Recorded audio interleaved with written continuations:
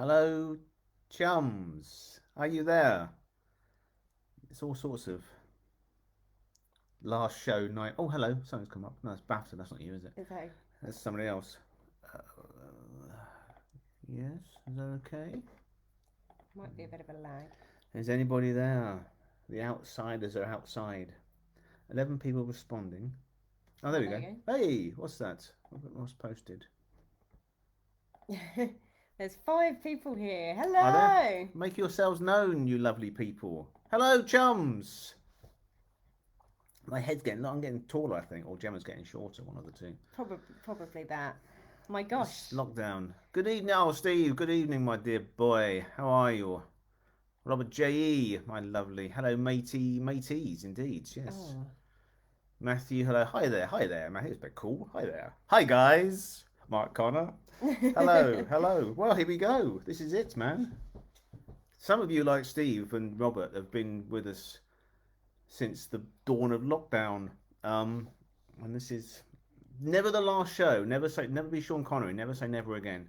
But we have got plans for other shows later this year. But this is the last of the regular monthly shows because, frankly, a things are getting far too busy, and b reality is coming back, isn't it? It's exciting. So we can I think hug each other again, which Look is at all lovely. these lovely people. Hello, My darlings. gosh. How are you doings out there? But so yes, so we will be back on here at some point. But there's lots of things to talk about. But today, what are we doing today, Jem? We're talking about Mr. Sydney Bum ba da bum James. bum bum bum bum ba da bum. There he is. Okay, right. So Yeah, yeah, thank you.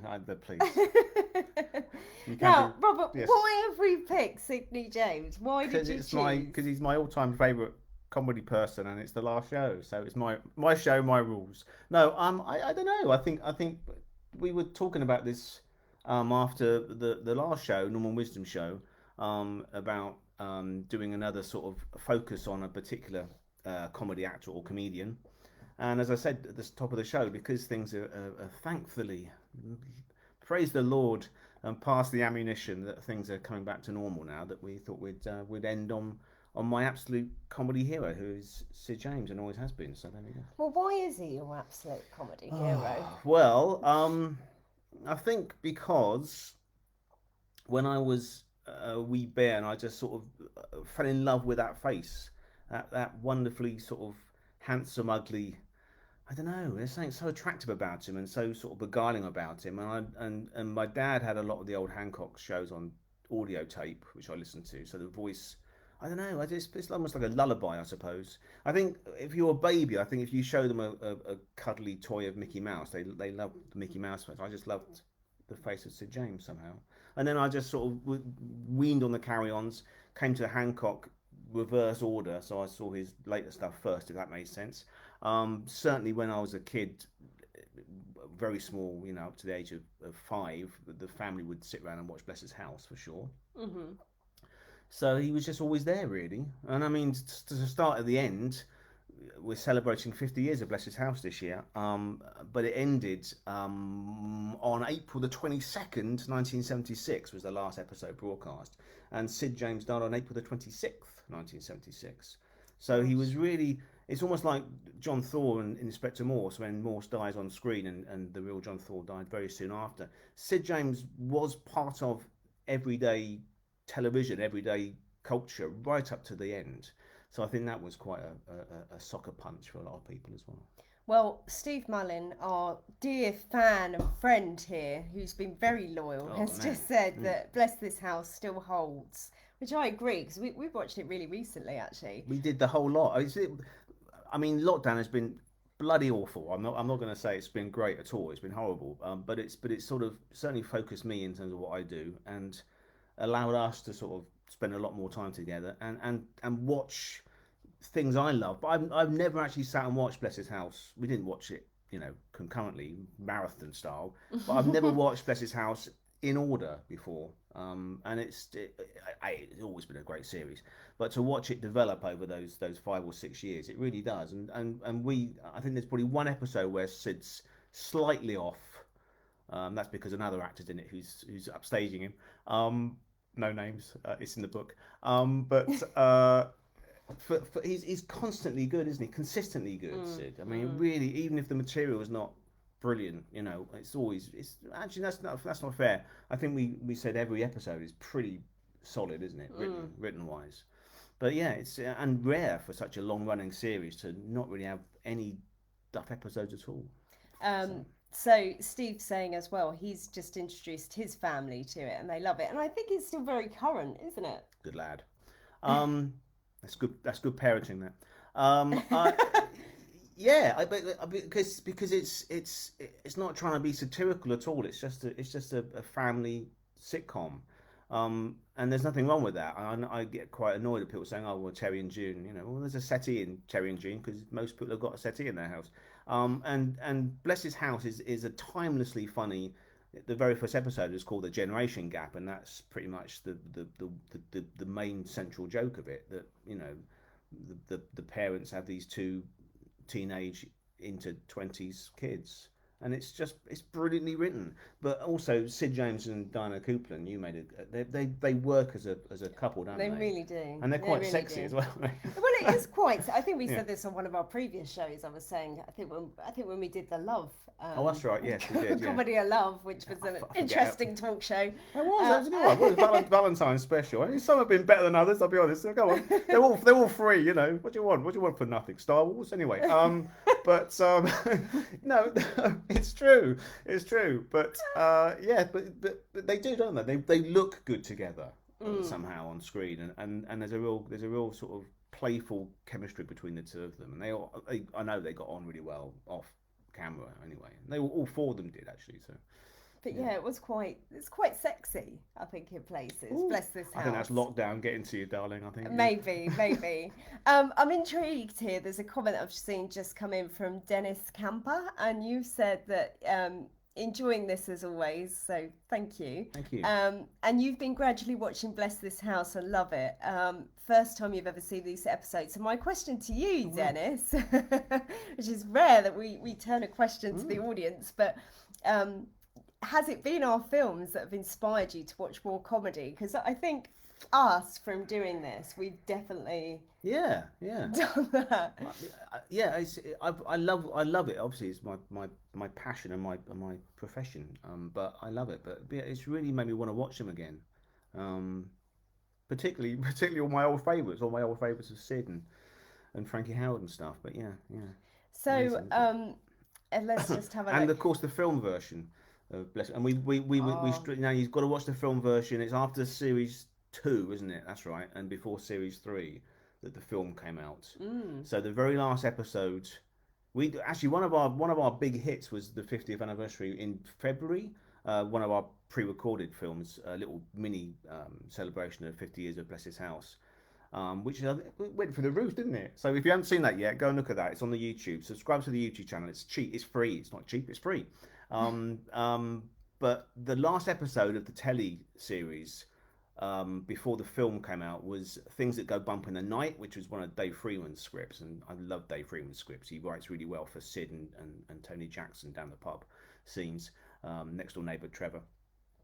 But Robin Asquith guest stars in that episode as Robin Stewart's mate, Mike's mate, and of course he played Robin Stewart's part in the film. He plays the son in the film. So it's a sort of like a moment where they hand over, and then it's back to Robin Stewart for the tellies.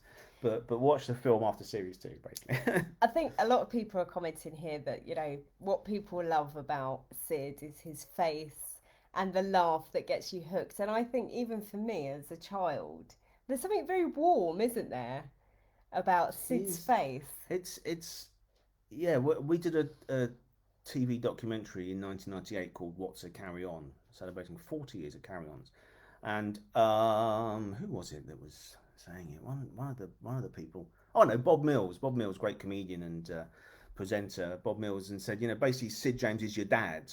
He's an authority figure, but he's a warm, as you say, a warm authority figure, and there's something comforting about him. I think he's a person that, he was an actor and it was a job and all that, but somehow he's got that natural quality on screen that you just think that's him. Particularly Bless His House, and Sally Geeson, who's a mate, said that the real Sid was the Sidney Abbott is the nearest you get to the real Sid on screen. I can believe that. Which actually. because he's a nice bloke who liked to pint and looked at attractive women and liked to flut on the horses and and all that. But there's something reassuring about him, I think. And even nearly 50 years after he passed away, it's still very. He's like Shakespeare. He's of his time, but he's also of all time. There's something very ageless about him and every man about him, I think.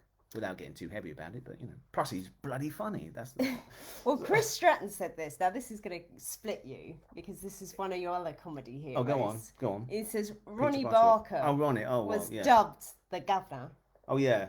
Don't you think Sid was the governor? I love Ronnie Barker. I would pick Sid James over Ronnie Barker every day of the week. There you go. That's the official. No, of course, but they're different beasts. Ronnie Barker was a really in a Peter Sellers bracket of chameleon of comedy actor. With Sid, although he did play lots of different characters, once he hit pay dirt, once he became very popular in terms of the Hancock's half hour telly shows, let's say mid 50s, when he had a proper comedy identity, he stuck to it pretty much, and only deviated from it for a joke, like in Don't Lose Your Head, for example, playing the very foppish Sir Rodney effing with two F's, and it's because you think, oh, Sid's going to play it like this sort of lisping camp fop, but he plays it for 5 minutes before he goes back into the typical Sid James character. So that's the difference, I think. God, I loved Ronnie Barker and I admire Ronnie Barker so much, but you adore Sid. No, absolutely. So there you go. So did Sid ever work or was good friends with Bruce Forsyth?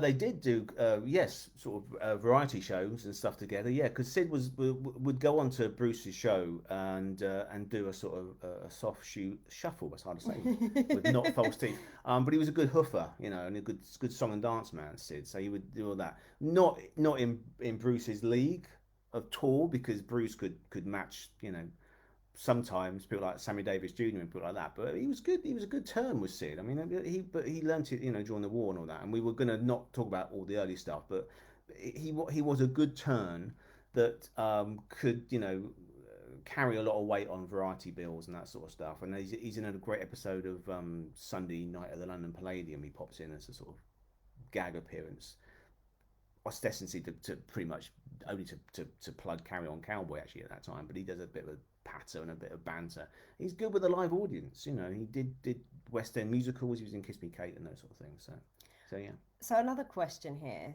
Sorry, I always get long answers. Yes, he did work with Bruce Forsyth. There you go. Yes, it's a one-word answer. And they were friends, yeah? And they were good friends. Oh, yeah. Gosh, yeah, absolutely. What do you make of his role, which I don't know about this, so this may be early, as Harry Hawkins in the Titfield Thunderbolt? Titfield Thunderbolt, Ealing comedy. Yeah, Hawkins. Well, what do I make of it? I can talk a bit about it if you want. I love it in that. I mean, it's not his best Ealing comedy. He made quite a lot of films for Ealing. He was very loyal actor was Sid. If he hooked up with, obviously, a jobber, and he took the part, be it small or be it big.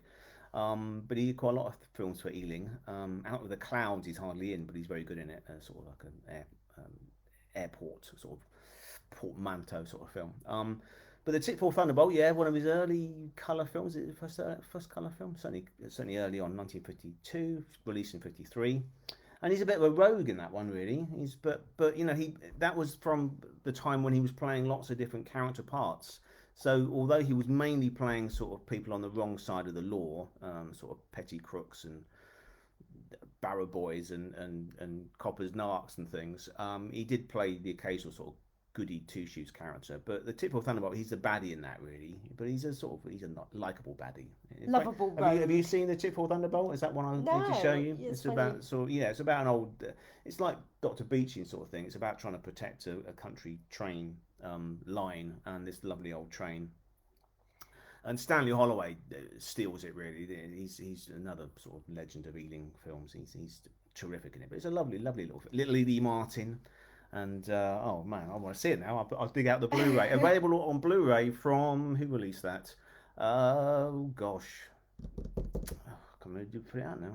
Network? Not Network. No, Canal Plus. That was Eureka. No, Eureka. Very good though. Criterion Collection. Very good.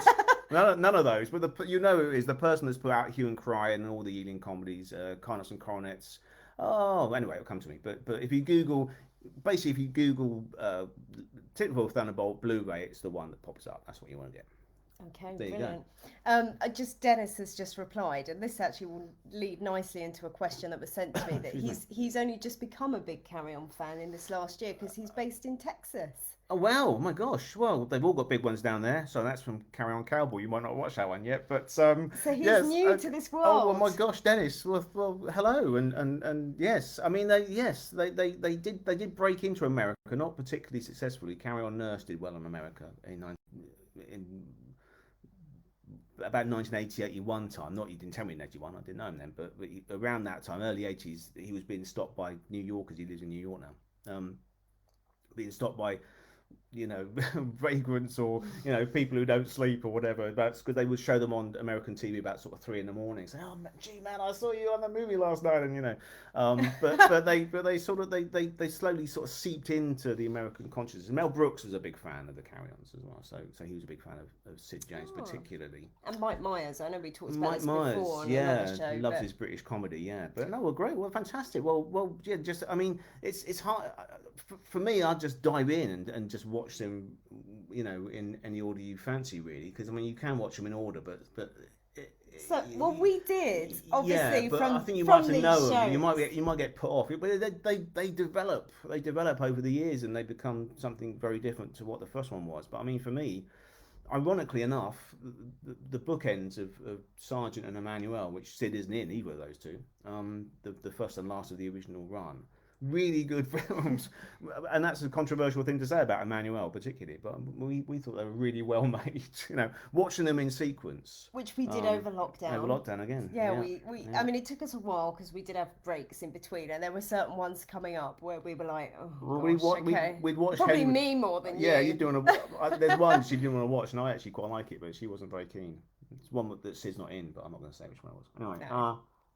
We won't share our secret there. but we'd also watched Henry, I think, just randomly the Christmas before lockdown, hadn't we? I don't know why we watched that. Because we wanted to watch it. Because sometimes you want to watch a Carry On film, and then you didn't want to watch it again, which is quite rightly. But I think I've seen it so many times. I've just I like Henry. lost count of how many times I've seen. But Karen this leads into my question. Okay. Which is from he's not with us tonight, but it's the wonderful Wink Taylor, who some of you may have actually seen being promoted on this very page.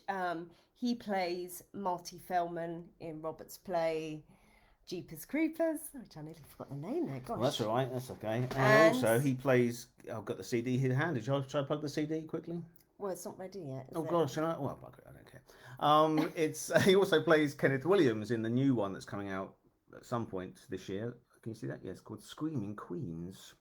And our lovely pal Jessica Martin plays Fenella, and Jessica also plays Loretta Feldman in Jeepers Creepers. So we got the band back together again for that one, which is a brand new play for audio that's never been produced. Jeepers was produced 5 years ago. So if you're a Carry On fan, stay tuned. As soon as we have more details, we will let you know. It's been announced. I'm not talking out of school. I've got an advanced copy. I'm the writer. I'm allowed an advanced copy. But yeah, it's coming out, I think, in a few weeks. But we'll see. Anyway, but yes. So anyway, our dear chum, excuse me, Taylor, asked a question. That and just to note, he's not here because he's back on the road. He's working. Hooray! God bless the theatres, and he is on London Live as Theo the Mouse every morning from 8 o'clock. So if you've got kids, you can put on Theo the Mouse on London Live. Or if you like cuddly things like I do, then put on Theo the Mouse. That's great fun. And he's on his way to Bangor, isn't he, with Wendy? Is it Bangor they go off to? Bognor Regis. Bognor, I beg your pardon. Bangor. Anyway, let's call the whole thing off.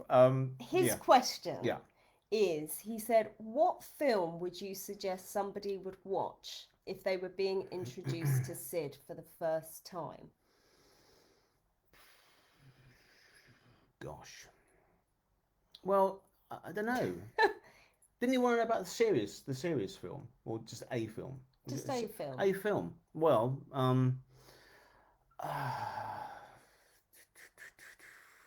I suppose it would probably be like a sort of a contemporary Carry On, I would think. So probably Carry On Abroad. I was going to say that. Carry On Abroad is like sort of Sid in microcosm, isn't it? He runs a pub. He's chasing a girl. He's a bit of a lad, but he's you know, he knows he's a bit too old for that sort of thing, but he still tries it. And What about then as a serious actor? In case that was the question, I just. well, I don't know what I mean. I don't know what the question is, but I mean, I'm gonna it's check. quite hard because my the best Sid James performance is not a funny film. That's the thing. But I mean, so it's different. If you want to see Sid James in all his glory, I would say Carry On Abroad or possibly the Bless His House film. To prove he was a good actor. Prove he's a Sorry, good there actor. we Oh go. well, gosh, well yeah, well, he's a good actor to do, you know, corny reheated Tolly Rothwell scripts for the 20th time, isn't he? But yeah, but okay. Well, in terms of comedy, then Carry On Abroad. In terms of if you want to be, you know, nitpicky and have a serious Sid James as his top performance, there's a few early on before he, as you would say, before he did all this light entertainment malarkey. He did some really quite serious, well, theatre work certainly in Johannesburg, of Mice and Men, which you've taught. He was the lead in that. But on film, he did quite a lot of quite gritty dramas. There's a thing called Nightbeat, where he's a bit of a sort of pathetic character, really, quite sort of crippled and a bit of a sort of telltale tit and a bit of a bit weird, really, bit creepy. He's wonderful in that. There's a Hammer film called The Man in Black, which was based on the Valentine Dial radio anthology series, which Valentine Dial narrates the Hammer film. They did a lot of that. They did obviously TV as films like on the buses, and Quatermass were TVs originally. They did a lot of radio stuff in the early days as well, Life with the Lions and things. And one of them was Man in Black, and Sid's the lead in that. And it was made in about 3 days, Bray Studios, and that's brilliant. That used to crop up quite a lot on late night TV over here. Not seen it. I've got a tape copy of it somewhere, but that he's great in that. But I think the best serious film he did was for a director called John Gilling, who directed, amongst other things, Mother Riley Meets the Vampire, and also Plague of the Zombies at Hammer. He did a film called Escape by Night, and where Sid is like a Italian sort of gangland boss in it, and one of his good mates, Bonacolino, is the sort of the not quite hero. They're both grey rather than black and white. It's an amazing film, and Sid is brilliant in that. And although he's sort of the baddie in it, you really quite feel for him. He's great. So for me, his best performance, if you're talking about, my God, that Sid James is Escape by Night. Okay, right. There's a question here from your favourite person in the world after me. Sid James? No, go on. Who's that? My sister, presumably. Your sister. Yes, my sister. Your yes, okay, sister. right. So she says, in 1965, Sid starred. That's easy. Oh. You just like Sid starred with the great Margaret Rutherford. Well, quite, yes. In the play The Solid Gold Cadillac. Mm. Why do you think it went down so badly with the critics? Oh, because the critics are stupid. Why it went down? Well, it was quite a creaky play, I suppose. It's funny if you there's a wonderful there's a Palavasi who does Sid's Place on Twitter, and a few of us there's some lovely photographs of Sid and Margaret Rutherford clowning behind the stage of that production, Solid Gold Cadillac, and they're just some of the most heartwarming photographs. They're sort of drinking their tea and they're just laughing and having a giggle, and it's just they clearly got on really well. I don't know. I mean, it should have worked. 1965, yeah, because Rutherford had done the Miss Marples and Sid was doing the Carry-Ons, and Star of Value. That's one of the shows I've got quite a short list actually of things I really wish I'd seen. One of them is Bela Lugosi doing Dracula at the Theatre Royal in Brighton in 1952 or 51, whatever that is. And one of the other ones is this production. I would love to go back and see a Wednesday matinee of Sid and Margaret Rutherford in that. And actually, I should probably point out, you've just triggered me by talking about Bela Lugosi. We are obviously here, we're not in Comedy Cottage again, where this is our workspace, so we're over in Welwyn Garden Amusement City. apartments, yeah. We're in amusement apartments, and we are on the what was Welwyn Studios, where Sid James made many a film. Did a lot of films here. Yeah, it was we did a little YouTube film about it, because Jimmy's got a lovely balcony just out there. It's like Rear Window here. And just outside where the communal gardens are now, what was the sound stages for Welling Studios? Yeah, so I won't spoil it. Just it's one of the when was it? We just I suppose just go search Welling Studios and it should pop Yeah, I up, think it shouldn't was it? in the new year we did it. But yeah, Sid made a few films. He did the very last film here, Luck of the Irish. Not Luck of the Irish. Talk of a Million. Talk of a Million was shot here. The very last film shot here in 1951, early 52. Sid's in that. Probably the best one he made is a thing called Last Holiday with Alec Guinness, which is a brilliant, very not Ealing, but it's a very Ealing style film. It's a very sort of bittersweet sort of comedy drama. And without spoiling it, basically, Alec Guinness is given a very short time to live, and he goes off to this lovely sort of seaside hotel, and basically transforms because he thinks he's on borrowed time. He transforms the lives of all these people who are quite disgruntled and downbeat. One of whom is Sid, who's this sort of sharp talking sort of bookie character, which was the sort of thing that Sid could have done before breakfast and probably did.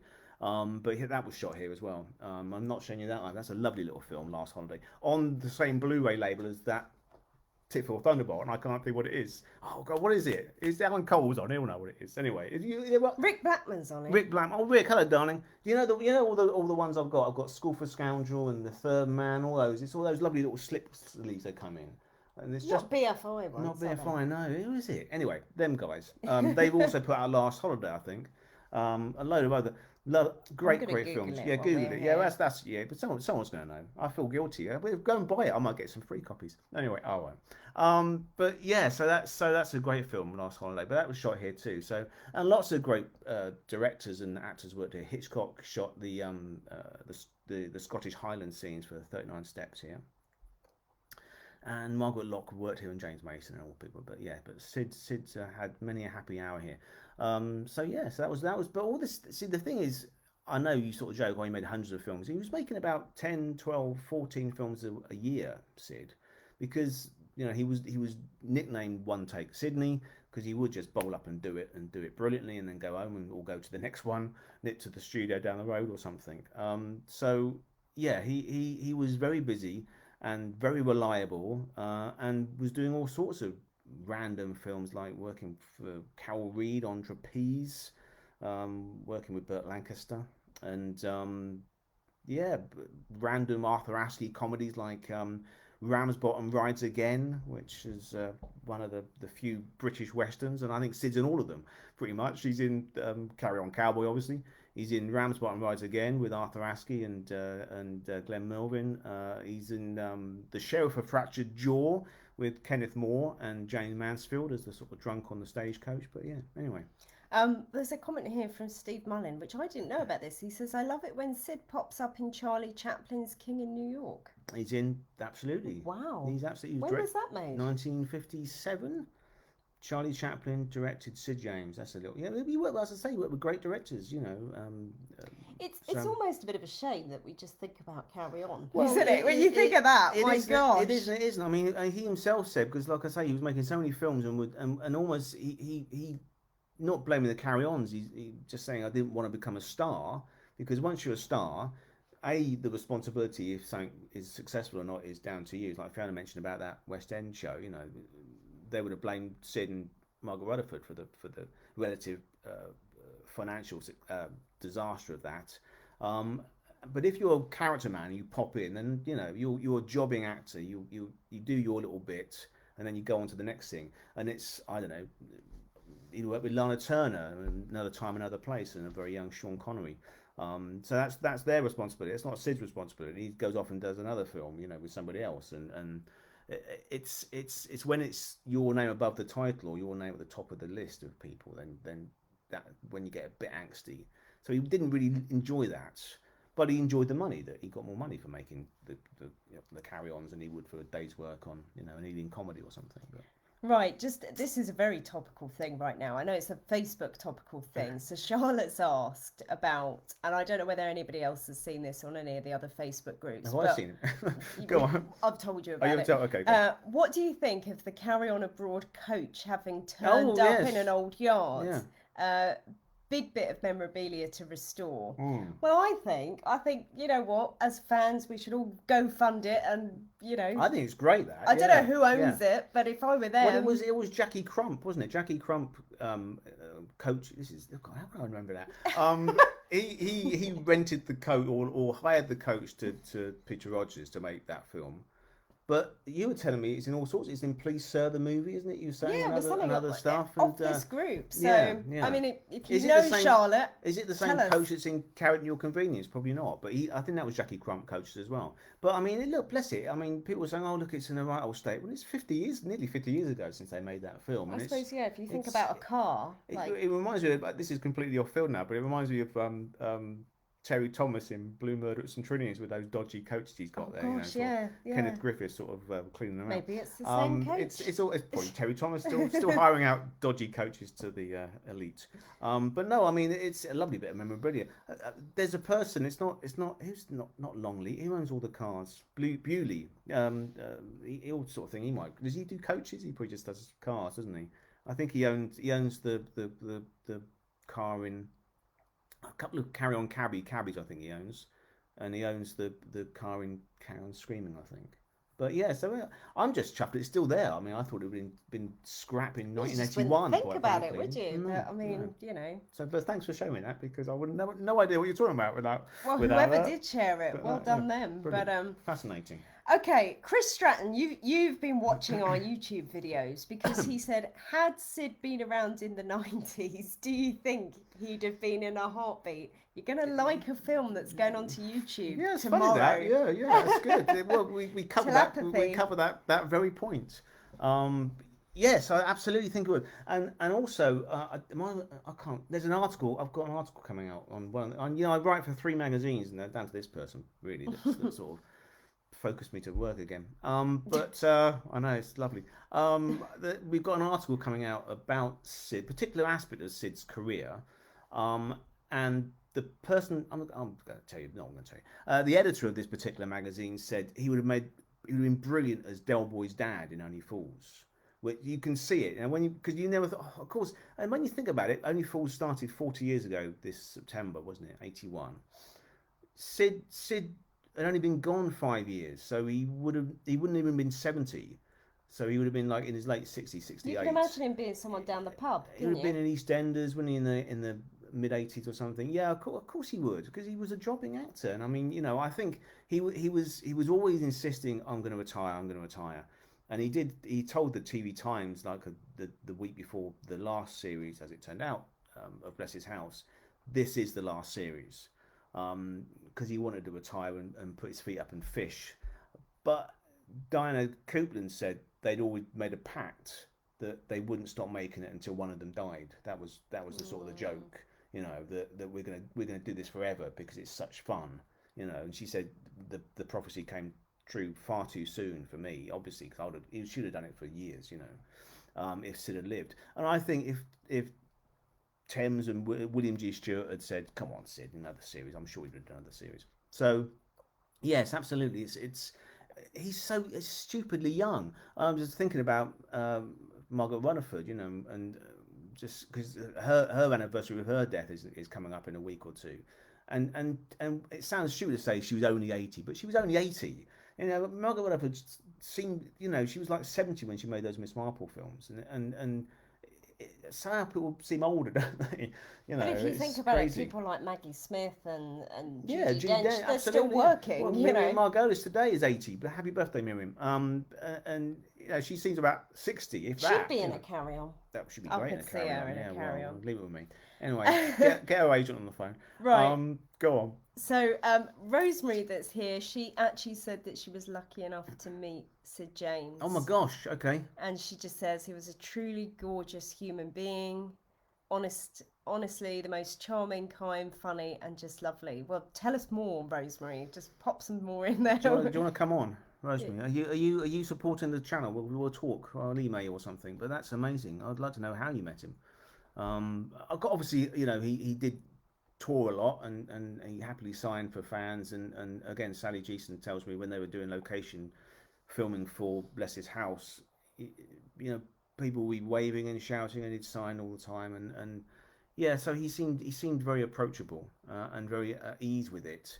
And this is not talking out of school, but he got quite narked with Kenneth Williams when he would get quite, you know, sarky Mm. with members of the public when they're out on location, shooting in Brighton or Windsor or whatever.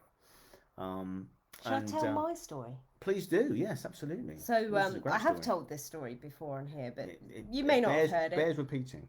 It bears repeat. You love listening to this. Mm. So Sid James, my grandmother owns some cafes in London, in Soho, really close to the Theatreland, um, just off Shaftesbury Avenue. It's not there anymore, sadly. And one of the regulars that would come in would be Sid James, and Harry H. Corbett was another one. And so, of course, when I was a child and discovered Sid James, and she said, "Oh, he used to come in the cafe all the time." I used to be like, "Well, what's he like? What's he like?" And she said, to be honest, she said he was really quiet. He insisted on paying first. Normally, they had a policy that you came in, you ordered your meal, you sat down, then you would pay. But he would come in, he'd get his sandwich and a coffee, I think, and he'd sit always at the back. And he said, "No, no, no, no, I'll pay now. Sit at the back." Because right at the back of the cafe, and it was very small, there was only about 6 tables and quite long. Right at the back, there was a telephone box, and he'd sit there with his paper, smoking his pipe, on the phone, she'd doing his bookie, and that was it. And she said, lovely, but just didn't want to be bothered, just quite happy to sit there. And he was probably working in the West End, and it Yeah, was between probably. shows, and would Yeah, go in, probably because they had a phone box, yeah, yeah. and do his bookie. He'd always put his bets on. Yeah, absolutely. But there's a favourite quote of mine that he always said. That Laurence Olivier was once quoted as saying, "I would rather act than eat." And Sid said, "I'm the complete opposite. I'd rather eat than act. It's a job. It's what I do to put food on the table for my family." But he loved what he did. But he wasn't a a starving artist. He just loved it, and he was brilliant at what he did. But he never quite worked it out. And unlike Hancock, we'll talk about Hancock later, but he never stopped to analyze it. He would just say, the lines aren't particularly funny, but I don't ham it up. I play it straight, but they laugh for some reason. So don't question it. If you're getting the laughs and you're getting the work, then keep on doing what you're doing. And that's a really laudable thing. I think he just had a charmed life really, and just loved it, and had a loving family, and that was it. I Yeah. think the interesting thing with these actors, though, These these actors, actors, these actor types. oh Yes. gosh, but but actors from this period, they weren't after the celebrity. I Mm. don't think any of these sort of I don't think they were your Sid really. James, your Margaret No, Rutherfords, they did it because no. they loved it. Yeah, well, gosh, yeah, Unlike absolutely. today, where everyone wants this sort of instant fame Well, and yeah, I don't know. I mean, I don't be that person. no, I won't be that But person. I I'm think, I sure think, there's actors I out think. there Well, of that are course not there like are. that. There are But actors that are genuinely good actors that want to be, good at what they do, and celebrity comes because journalists really, and journalists always have and tried this, and this, but social media is the thing really, and reality stars after vindication, I suppose, or valification, or just sort of, I don't know. It's a funny balancing act. But now you can get hold of, me. Huh, said listener here. But you can contact, but you can tweet Steve Martin if you want to right now. It's just ridiculous. He's not guaranteed he's going to answer you, but you could tweet him, and he'll probably see it. That's a random person I just put out of the hair, but I mean, have you been tweeting Steve I follow Martin? Steve Martin, of course. Who wouldn't? Who wouldn't follow Steve Martin? Genius. But you know what I mean. Everybody's on Twitter, aren't they? Pretty much. Yeah. Either them or their people, because social media is very important. It's all about how many people follow you, and the blue tick and all that. And so I think that has become an important part of the business. But actors are still actors who want to act and want to tell a story and want to entertain, and want to affect their audience, change their thoughts on things. It never changes that, and don't fall into the trap of it was all great 50 years ago and it's all terrible now. It's just every actor wants to be the best at their game, and celebrities the price you pay really. Right, so apparently, is this right? Richard Wheeler, I think you've hit the nail on the head. It's Studio Canal Vintage Classics That's that the do the fellas. Ealing Comedy Thank you very Blu-rays. much. Thank you, Richard. Yeah, you work for them. Studio Canal, yes, because Studio Canal used to be Anglo Amalgamated, and then they were what was it, Weintrope, and then was they changed to Canal Studio Canal Plus. They were for a while, a French company. Studio Canal, that's right, a classic. You know, they're brilliant. They did The Third Man, my all-time favorite film. So they were coming in these lovely little slip cases, and all the Ealing classics are on there. So they're the ones you want to get, folks. You heard it here for the millionth time. Right, so after Bless This House, then, Yes. what is your favourite Sid sitcom? I didn't say Bless His House was my favourite sitcom, did I? Of Sid, but I mean it's oh George and the gosh, Dragon or Two in Clover? this is yeah more. I could say Citizen James and just walk away. I'm not going to say Citizen James. I love Citizen James. I think probably George and the Dragon edges it because I think Peggy Mount is again he works really well with women. Sid, he's brilliant with Victor Spinetti in Two in Clover, and I had many a chat about Sid and that show with Vic, who's an absolute diamond bloke. But yeah, they're good, and the most important thing is that they're better because Sid's in them. There's something about him again. Those live audiences, Teddington Studios where they recorded most of those.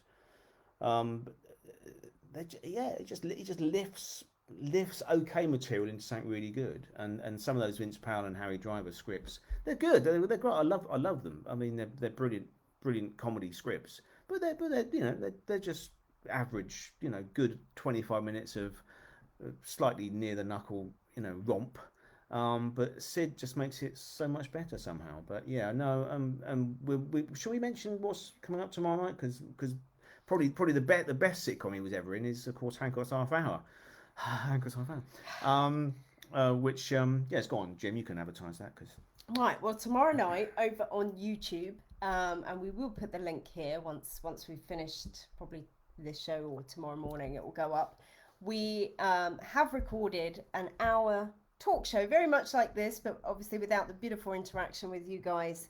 And we are looking at the life and work of Tony Hancock, and we talk a lot about Sid in that. And can't help it really, can you? Because they you are can't help it. interlinked, really. So yeah. that is over on YouTube. If you haven't subscribed, please subscribe because we will be putting more and more content up. It's Robert Ross's Comedy Greats. That's part of that series, the Tony Hancock thing. But there'll be other stuff coming up on there. But that was fun.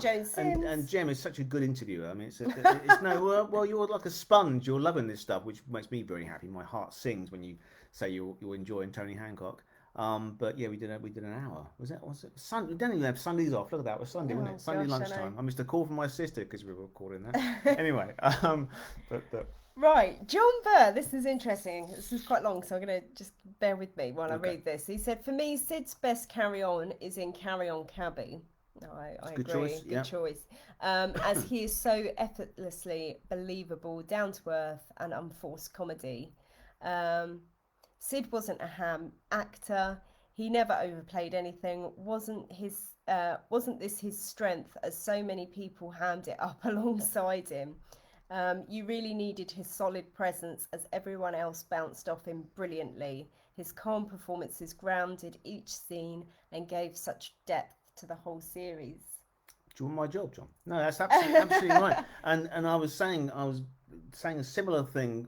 I showed Gemma for the first time another Peter Rogers, Gerald Thomas film, The Big Job, a week or two ago. On Sid's birthday, wasn't it? We watched it on Sid's birthday. Not 12th of May, 8th of May. That's this Hancock's is how birthday. sad we are. We watch a film. It's not sad at all. On their anniversary. Absolutely quite right thing to do. It's sad. It's totally respectful. No, we watched The Big Job on May the 8th. And exactly what you said there. Jim Dale, brilliant. I love Jim Dale. He's one of my dearest pals. But he wonderfully mugs it. He's playing the sort of the young copper that if you haven't seen the film, and it's not spoilers, they're basically Sid and Dick Henry and Lance Percival. Is this sort of gang of hapless sort of bank robbers, and they know where the loot they left behind is stashed away. So to observe where it is, they get a room in this boarding house One of the fellow boarders is Jim Dale, who's a policeman. And Jim, there's that great scene at the table, at the breakfast table, I think, or certainly some dining experience. And Jim is sort of like doing a lot of info dumping, a lot of plot is coming out of Jim. He's playing it brilliantly, but he's playing it this sort of quite a sort of, I don't know, a weird, like a bit like sort of Rob Wilton sort of odd sort of musical performance that Jim's giving, but it works really well, and it works even better because Sid is sat there just looking at him, and the odd line, and he plays it dead straight, and he Mm. absolutely no mugging, no sort of contortions of the face, no inflections on the words. He just plays it like anybody would normally, not reacting to the fact that Jim's a little bit nuts in this performance. But when you say, like, even in the early carry-ons, he's quite the straight man, isn't he? He's the sergeant. He's Totally, yeah, the yeah. cab, the head of the Yeah, cabs. yeah, yeah. He never played a funny part really. I mean, no, he didn't. They didn't. I mean, but that's his strength. He's that sort of like Kenneth Horn in Round the Horn. He's the sort of the straight maypole where all the crazies and as John says there, it almost tones down if Kenneth Williams goes a bit over the top, which he was wont to do in the early 70s. Sid's sort of calm demeanor, I don't know. Well, they're all brilliant in their own way, and none of them are ham actors. I mean, I would never have said that, and I would metaphorically fight anybody. I'm a lover, not a fighter, but I would metaphorically fight anybody if they said that. And none of them are ham actors. All of them are absolutely superb actors. But you're right. Sid is the top of the table when he's the person. There's a reassurance there in everything he does. There's a reassurance and a believability about it. And however ridiculous a situation may get in a carry on, you sort of believe Sid. Roy Ward Baker told me that, who directed some brilliant films, obviously, but including Quite a Match on the Pit, which is one of my favourite films. But he worked with Sid a lot in the early days. He did a film called which has escaped me now, Paper Orchid. A film called Paper Orchid, where Sid is like a sort of a journalist. No, he's not a journalist. That's too posh a word. He's a reporter. He's a reporter, and he's like a sort of crime reporter, and he's a bit of a hack, and he's a bit of a drinker. And he's brilliant. And Roy Ward Baker was not a fan of the carry-ons, like a lot of filmmakers weren't. Two reasons: A, they made a lot of money, and B, they didn't think they were particularly good.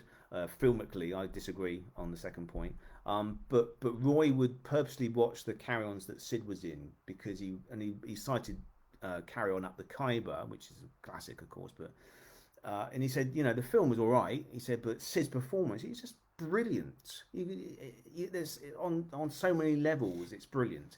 He said, even in stuff like that, he's still brilliant.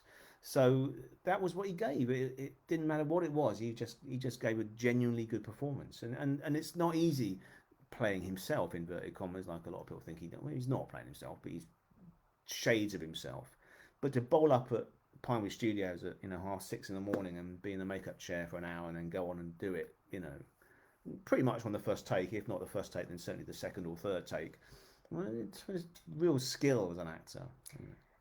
Jason Wilson here says that one of his favourite sort of parts that Sid plays, and it's a very small part, is in The Smallest Show on Earth.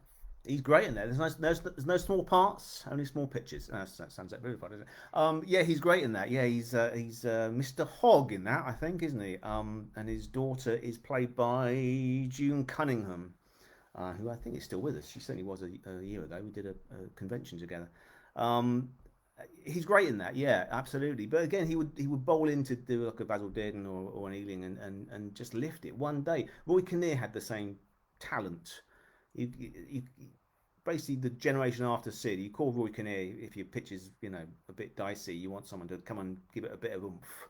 Sid James was the person. Call Sid in, he'll save it. If there's a couple of lines as a crooked cop or something, or a bookie's narc or whatever, it just call Sid in, and he's great. There's another film he made around the same sort of time as Smallest Show on Earth, maybe a year or two before, called John and Julie. Which was a Group 3 film with Peter Sellers as the policeman, and Sid's the dad. It's a beautiful film. It's on Talking Pictures TV on occasions. John and Julie, 1955, 56, around there. Lovely colour film, and it's two kids, the John and Judy of the title, who go into London to see the Queen's coronation, and Sid is one of the parents in it, and he's typical sort of. I think Megs Jenkins is his wife. I think. Correct me if I'm wrong, but I think it's Megs Jenkins. And he's gruff and grumpy the whole way through, and he's cynical, and he's running down the royal family, and he's his life's right. Pork in this area, as you would say, misery guts, basically, well, misery guts. And then right at the end, he tracks down his kids watching the procession of the Queen's coronation, and he suddenly gets hit by this sort of emotion, euphoric royalist sort of spirit comes out of him, and he's cheering the Queen. Yeah, yeah. It's one of the most heart moving. It's beautiful. It warms your cockles because it's Sid, So he just cheers me up, basically. Another question is, why did he never appear on This Is Your Life? Bum bum bum bum. Why he never appeared as a guest even? I don't know. He probably didn't, did he? I don't know. I have no idea. Are you asking me if you think I know the answer to that? Some people didn't want to do it. So I never asked Val that actually, but sometimes people say if you hear an inkling about This Is Your Life, don't encourage it, because they'd always go to the family first and say, can you get Charlie Big Ears to come to so and so at this time, and we'll get Eamon Andrews or Michael Aspel, whoever it was hosting at the time, to get the Big Red Book out. But no, I don't know. Maybe he died too soon. I mean, he was only 62. I mean, When was Peter Butterworth's? Peter was quite late. I think that was about 77, wasn't it, or maybe a bit earlier. 70. Hattie was early. Yeah, Hattie. That was a awkward one with John LeMage and everything. Yeah, I don't know. I mean, I imagine he was on the list somewhere to do. But yeah, no idea. Sorry about that. But I know I just finished reading. This is completely left field, but this is a wrap-up show anyway, comedy show. Just been finishing the Squire of Knotty Ash and His Lady, the Ken Dodd book written by Tony Nicholson. And Ken was one of those people, but like Bill Oddie, I was at Bill Oddie's. Some people don't want to do it, and Ken was one of those people who didn't want to do it. Bill Oddie almost didn't do his. That was a hairy few minutes, quite literally, with Bill around. But Ken Dodd finally did it, thanks to Anne, his partner and subsequent wife. And he was the 500th victim of This Is Your Life, so it was quite a special one. I think an hour long special. But yeah, so only two. This is a trivia question. Only two people didn't do it, who were actually on camera and given the book and walked away. Do you know who it was? Are they carry on people? No, not carry on people. No. One by association is sort of involved with the Peter Rogers, Betty Box comedy fraternity. The other was a footballer, which you won't get. Danny Blanchflower is the footballer who turned it down. And the other person... Is it my friend in Doctor in the House? Doctor in the House is bang on the money. James... He's no friend of yours. No, he's not an actor. It's a writer. Talbot Rothwell? No. Richard Gordon, who wrote the original novels of Doctor in the House, was another one that turned it down. Or walked away and said, naff off, basically, or... words to that effect. Anyway, yes. Okay, all right. Well, moving swiftly on here, folks. Gosh, there's so many questions here, and I'm not sure we've got... We will do another one, won't we, at some point? We will do something, I'm sure, at another point. But we do want to have some time... I just see Mum there. Oh, This Is Your Life was 75. Thank you, Paul. Oh, he's good, isn't he? I should have phoned Tyler.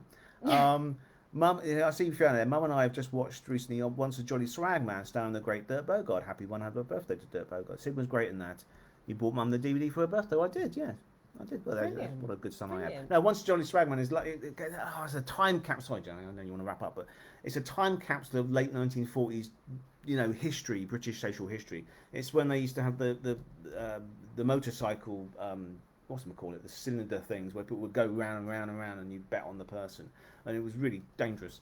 And Once a Jolly Swagman, although it sounds like something about the Australian outback, it's not. It's set in London, and Sid's this sort of wheeler dealer character, of course, and Dirk's his motor cyclist. It's a really good film. It's on a box set of Dirk Bogarde films, which is recommended. So there you go. Yes. Well, like we say, this isn't the last Tuesday talk, but it's the last of the regulars. We will be back. Because However, lockdown's lifted, folks. Go out and go buy your friends a pint or something, and yeah. however, we will be planning. So watch the page for news, an opportunity to meet with us, hopefully, in a pub in London Woo! on the 12th of September, wasn't it? You said 12th of September. Saturday. No, that's I've got my diary here. One second. That's not the right date. That's not the right it's the date. week after. Beg your pardon, darling. You're right. I'm working on that day. Hold on a second. 18th. 18th. Thank you. 18th of I knew the 12th for some reason. It's a gig. Anyway, the 18th of September. Yes, which somewhere in London, sort of lunchtimey. Free to come and have a chinwag with us. I will have stuff to sign, which you've got to buy, but it will be RRP. I won't overcharge you for the signature because that sort of lowers the value usually. And there'll be something, hopefully, something we can all go along and enjoy together afterwards. Ooh. So we are planning Intriguing. things for this next to hopefully There might be another live in show as well, person. mightn't there, as well? There will be another live show before the end of the year, and we also have a competition winner Woohoo! because Robert was. Oh, okay, right. It was frivolous, but It was frivolous, but I've got to say, there was a whole a big finish who I wrote and continue hopefully to work for. Doctor Who plays. They do all sorts of things. Judge Dredd and and the Avengers, the proper Avengers, not the Marvel. They do Doctor Who mainly. And they're working their way through the classic TV Doctors, Radio Times in association with Radio Times, to a poll of the most popular stories of each Doctor. They did Peter Davison last month. This month, the three I wrote were for Colin Baker, who was Doctor Number 6. And there was a point where peer pressure, the middle one I wrote, which was PIER, peer pressure, which guest starred the late great Roy Hudd as Max Miller. Was like number 6 for a time, wasn't it? I thought, oh, this is ridiculous. I'm not sure what the I'm final not sure poll was. I'm not in the top 5 anyway. So that's the worthy winner is a good friend of mine, Robert Shearman, who wrote a story called The Holy Terror, which won, and quite right too, because I was saying all along, wasn't I? Yeah. Where's The Holy Terror? It was like down 30 something, and then it whooshed up. Quite right. But I came somewhere. I don't know where I came. But we're giving one away now. Who are we going to give it to? I thought you sorted this. Well, I just, it's a bit awkward because it's a friend of mine. But the first person I saw that had sort of said done was my mate Ian. It's Ian. Ian's not here, but Rick's on. He's a friend of Rick's. So I say I'll give it to Ian. Is that okay? Or we can go in there. We can pull one out of the hat as well. Where is it? Where is it gone? Where is it? Here it is. Here it is. Governor. There you go. Peer pressure. Look at that. Well, there you go. Evocative cover with the late Maggie Stables. Because bless him, he was Brilliant. sharing and was spreading sharing. the love. Oh, Iffy, you can have that, my friend. I'll sign that for you as and when. That's that. So I've got a list of other business here, so bear with me. It might take a couple of minutes. We mentioned the Hancock show, which is Robert Ross's Comedy Greats on Tony Hancock, which goes live at 7 o'clock tomorrow night, recorded over the weekend. Enjoy that and subscribe to the YouTube channel and all that business.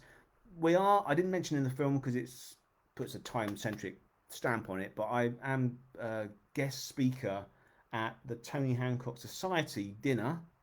Ooh, that's posh for you. In Birmingham, where Sid was born. Sid wasn't born there. Tony Hancock was born there. And that's on the September the 11th. Unfortunate date, but there we go. 11th of September. And that's a sort of sit-down dinner and 3-course, I think. And I'm going to be doing a bit of talking. So that's a change, isn't it? So please go along to that if you can. We did the CDs. We got to thank obviously Wink Taylor and Wendy for all their support on this, and Wink doing the lovely little trail for Sid, and also of course we had 2 trails this time because it was the end of lockdown season. So my dear pal Valerie Leon did one as well, celebrating. So thank you to Val for doing that. Shows. One of the reasons we're stopping doing these, A, we're very busy. B, the theatres thankfully are opening again. The Mousetrap started yesterday again. We must go and see that, Fiona, if you're still here with us. Lots of things are happening. So please, if your favourite actors or favourite stand-ups are back on the road or back in the West End, go and see them, because we've been hungry for that laughter and applause. So we've been doing these lovely virtual shows. But my first show back at the moment, I'm open to offers. We're finally doing the Heidi High reunion. It's not 40 years now, it's 41 years. But the Heidi High Museum of Comedy show is on Sunday, the 11th of July. Two shows. It's myself and Jeffrey Holland and Sue Pollard, which is going to be a hoot. I won't get a word in, but I don't care. There are two shows. The 5:30 is completely sold out. 7:30 still has a couple of tickets left. So email the box office. It's box office at Museum of Comedy, but Google Museum of Comedy will pop up. Sunday, 11th of July. And then I'm doing my first Carry On. I do a solo stand-up comedy historian Carry On show. And we're going up north. We're going up north, folks, up to Chorley Theatre, which is a lovely venue, a sort of converted cinema, as far as I remember. So if you're near Chorley, where is that near? Manchester? Around that area, isn't it? Between Manchester, Liverpool, if you're in that region, we will be coming to a theatre near you. Basically, we've got the MailChimp thing. If you sign up free of charge, the monthly newsletter, we'll do like a sort of a geographically centric mail out to people in that sort of radius to come and see the Carry On show. It's me and a bunch of clips, but it's stuff you probably haven't seen, a lot of it, sort of behind the scenes stuff and rare interviews and things. So it's a real joy, and I've missed doing it. I've not done it since the Carry On cruise, Valentine's 2020. So I might be a bit rusty. So please feel free to heckle me with affection, and I'll get through it. And that's that. Apart from, at long last, Forgotten Heroes of Comedy. People are commenting. They're waiting. They're waiting with bated breath for your signed copy. Brilliant. Well, it's coming, folks. It's coming, and it's quite a tome. I did say to the guys at Unbound, I know, right? I think it's going to cost more than 30 quid to post these out, but it's what? And I like them big, but it's big. Anyway, so that's coming. Publication date is September the 30th, I think. Mm-hmm. So it's going to be after our little gathering, but I might have some advanced copies. If I haven't, I've got other stuff to sign. But I want to sort of see you guys in a pub. It'll be a right giggle. We will in the West End. So yeah, the book's coming. So, but please pre-order. You can buy it £30. I think it's only £10. Virtual. What's the word I'm after? Digital copy. Thank you, digital copy, £10 for that. Which, quite frankly, I wouldn't bother because it's a book you want to hold in your hands, and it's not a cover to cover read. It's a reference book. Jimmy's getting the thing. I'm going to pop the Wonderful. link. I know most of you have supported, but seriously, if you can keep supporting. It means we can make it even more lavish, and we're still doing photos. Yeah. This is the nice thing, actually. I was saying that I'm going to share this with you because it's a lovely thing. Because obviously, my collection and my dear friend Rick's on here, who's allowed me to use his wonderful collection of particularly musical ephemera, which has just made the book sing. And other people like the British Musical Society have pitched in, and it's delicious. I mean, it's not just British musical people; it's American silent comedy. It's up to 1980s club comedy. It's all sorts of things. It's a real. I think my friend Julian Dutton's called it a real plum pudding of a book, which is pretty much sums it up. You stick your thumb in and see what comes out, basically. But I'm very proud of it, and I'm very proud of all the contributors, including people like Michael Palin and Barry Cryer and millions of people that have supported it. Jackie Piper and lots of chums have done little pieces for their particular favourite Forgotten Heroes of Comedy. But yes, so it's and our friend in Texas, it's going to be available as well for you. It's coming to America, yes. In America, so like Eddie Murphy. It's coming to America. We'll be coming to America with a bit of luck one day. Oh, that'd be nice, wouldn't it? Yes. Oh, yeah. We might be doing a tour. Can we talk about this? Is it been? I don't care. It's all good things. Unbound are doing an American. It's the same book, but I mean, thankfully, this wasn't planned at all. But I did do a lot of European comedians as well, not just British comedians, but also American comedians. And somebody had the bright idea to do an American push too. So I think it's being published in America in March 2022, spring 22, September over here. So it's but all Dennis, fun. You've got the opportunity there. You can. I can't wait for the new book, says Dennis. There you go. Susan's on board as well. Hello, darling. or Sabrina as I call you. I'm sorry. But you Yes. can still order from there, and the guys at Unbound will figure out how to get it to you. So But talking about the photographs, because if you pre-ordered a signed copy, people who are not like you, lovelies, who are part of the comedy cottage family, I look upon you, and without an ounce of saccharin, I really do. It means a lot. It does mean a lot to me. It really does. I'm a big softie, really. But you could have pre-ordered a signed copy for £50, and there are certain photographs in it. Not many, because as I say, we've got some stuff that are wonderful collections. But some photograph libraries have stuff that I've never seen before, and I thought this is too good not to put in. And it's like 50 quid, isn't it? Or £49.50. So I'm thinking, well, there's a person that's bought a signed copy who's paying for that picture. If I met someone that pre-ordered a signed copy, I'd say, mate, thank you. I'll shake your hand. You paid for that picture of Thelma Todd or whoever it is. So it's quite lovely to actually tangibly sort of work out where the money's gone, which you can do really. and one more thing before we go. It is this lovely man's birthday Oh God, I've forgotten that. Yeah. on Monday. Yes, it is. Yeah. So 21 again. Yeah. Times 2.5. Yeah. So happy birthday to you. Thank you, darling. I'll probably see you on Monday as well. But I'm just Yeah, saying. yeah. But We'll no, be together on thank you, Monday. thank you. Yeah, we will be together on Monday. Yeah, but please, if you feel free, you know what I like: books, Blu-rays, and alcohol. Really. So books, Blu-rays, and booze. That's better. Alliteration. Yeah, and please, if you've enjoyed the show and enjoyed the shows, and thank you, Susie, if you doing these Tuesday talks and keeping us all sane during lockdown. Bless you, Susie. That means a lot. It really does, and it's been great fun. It's been great fun. But we do have a GoFundMe page, which is paid. We look pretty good because Jemmy's got these lovely lights, and it's lovely. So if you've enjoyed the show, they've been free and they've been from the heart from both of us to you, to try and get through this insanity we've been living through for the last sort of 15 months or so. But we are back on the road soon, so come and say hello to us in person. But yeah, make a date, September the 18th. That's the September date, 18th, yeah. in a pub in London, somewhere. What's not to like?